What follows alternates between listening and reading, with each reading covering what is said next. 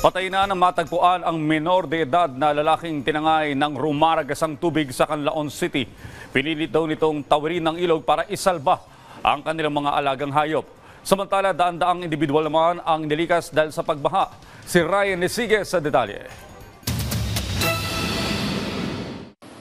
Sa kagustuhang maisalba ang mga alagang hayop, patay ang 14 na taong gulang na binatilyo matapos tangayin ng rumaragasang baha sa barangay Lumapaw, Canlaon City. Kwento ng kapitan ng barangay na si Jovic Karumba, kasagsagan ng malakas na buhos ng ulan nang umalis sa kanilang bahay ang binatilyo para sana tingnan ang kanyang mga alagang hayop. Pinilit daw nitong tawirin ng ilog pero sa lakas ng agos ay hindi na nito nakayanan. Natagpuan ang bangkay ng binatilyo na nakasiksik sa pagitan ng mga bato. Pahirapan naman ang isinagawang retrieval operation ng Local Disaster Risk Reduction and Management Council o LDRRMC, PNP at mga tauhan ng barangay sa katawan ng biktima.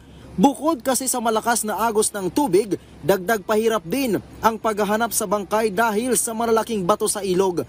Gamit ang lubid, itinali ng retrieval team ang kanilang katawan sa malalaking kahoy para hindi anurin ng tubig.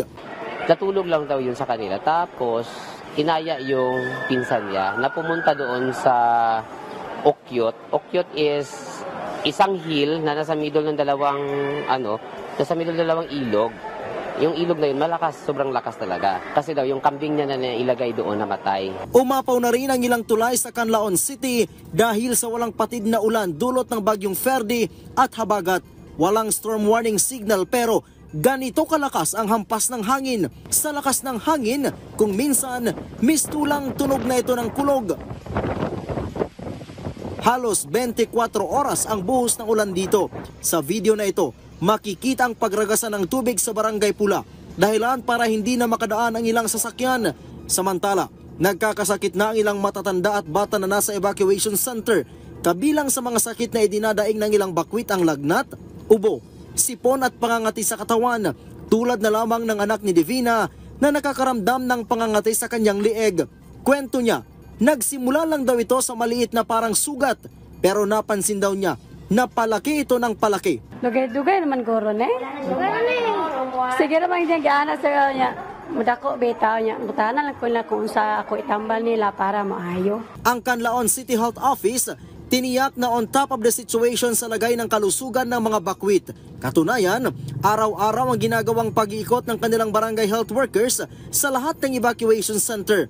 Ang BHW ang naatasan upang alamin ang sitwasyon pagdating sa kalusugan ng mga evacuee. Hindi naman sa lahat na rooms na maraming iniinda. Minsan sa isang room, 2 lang. Minsan sa isang room, 3, 4. Ayun na nga ang namin, binibisita namin lahat na room at sa kinukulik namin sila lahat anong iniinda nila. Tapos pagdating sa amin doktor, kinukonsulta sila, tinatawag namin sila at saka binigyan sila ng doktor namin ng medicine. 11 kaso na ang naitatala nila na may ubo, habang 10 naman ang may sipon. Ang LGU Canlaon tiniyak na tinutugunan lahat ng pangangailangan ng mga apektadong residente. Hindi lang ang mga apektado ng pag-aalboroto ng Bulkang Canlaon, kundi maging sasama ng panahon.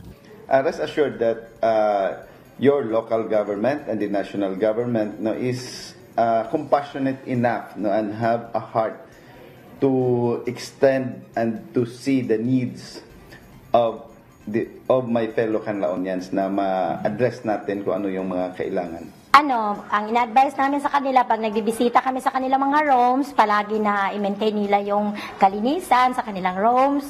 Tapos yung iniinom nila na tubig, palagi sila mag-inom ng tubig na hindi galing sa itaas doon na sa repel. Tapos yung kinakain nila, sigurado na malinis. Ryan Lisigas para sa Pambansang TV sa Bagong Pilipinas.